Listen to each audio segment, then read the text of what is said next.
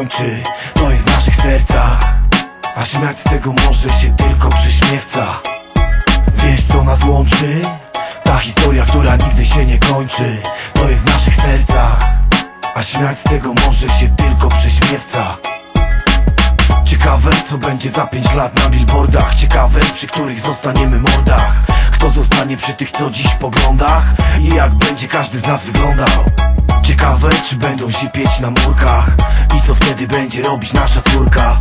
Na jej drodze jeszcze nie jeden występ. Powiem ci ściślej, że mam o czym myśleć. Ciekawe czy będzie cię dotykał inny facet. To wtedy my, jak syzyfowe prace. Chciałbym zabrać cię na bardzo długi spacer. Na bardzo długi i nic nie mówić. Zabiorę cię do krainy mojej miłości, gdzie nie ma znajomych fałszu i zazdrości. Przecież jesteśmy już dorośli. Popłyńmy razem, nie chcę w samotności. Wiesz co nas łączy? Ta historia,